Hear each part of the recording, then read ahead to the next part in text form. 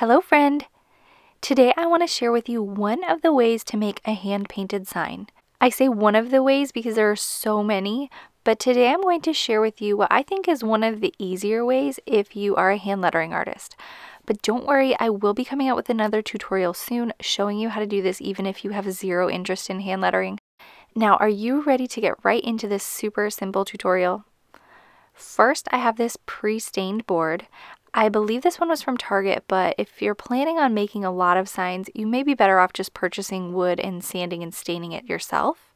I am not using any fancy tools. I'm using a regular pencil, an erasable colored pencil from my kids' art stash, and a white Posca paint pen. First, I'm going to sketch my design. Now, you may know that I usually don't sketch out my designs first, but painting signs is an exception for that for sure.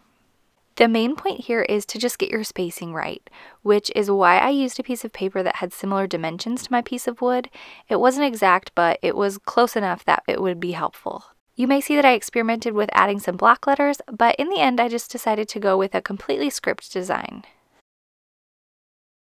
Now this is the stressful part, for me at least. Spacing is hard, and one trick if you are trying to do this yourself is that you can type up the quote on your computer first. There are so many script fonts out there, so I'd recommend finding one that is just kind of similar to your style and simply seeing where your spacing might go. Then you can use that as a guideline when you space out your own letters, kind of like where you might start each letter in relation to the other one so that you can get it nice and even. That being said, I clearly didn't do that here and I'm struggling a bit, but that's okay. That's why I'm using an erasable pencil. I know that there are a lot of fancy tools that you could use for this, but I'm just using an erasable Crayola colored pencil because that's what we had. So next I'm going to be using these Posca paint pens. Now this is one place where there could be a lot of different options. There are different kinds of paint pens and even paints and brushes that you can use, but I think that these make it really simple. They are pretty quick drying, and that was really helpful when I was creating this. I do use a piece of paper on the side to pump the pen when I need a little bit better ink flow, so it's always a good idea to not do that on your actual piece of wood, just in case it were to spill out. And in this first pass through, I just created the monoline wording, and in all honesty, you could definitely leave it just like this and it would be perfectly fine. I love this simple style of monoline lettering where every part of your letters are the same thickness, but since I know you may have found this channel because you love brush lettering, I thought that I'd also show you how to create that brush lettering style of letters even with this monoline paint pen. So on this second pass through, I'm going to go back and add thickened downstrokes. This is really awesome if you don't have access to brush pens, even when you're using paper, because you can create a brush lettered style even with a simple pencil. If you are curious or wanting to learn more about this technique, which I often call faux calligraphy, I will leave a link for my faux calligraphy practice worksheets below, as well as a tutorial that shares how to do faux calligraphy. Because of this paint pen I'm using and that it's drying pretty quickly, I am able to pretty much go straight back up to the top and then start adding the weight or the thickness on my downstrokes. But if you're using a pen that takes a little longer to dry, just be aware that you may need a little bit of extra patience for this part.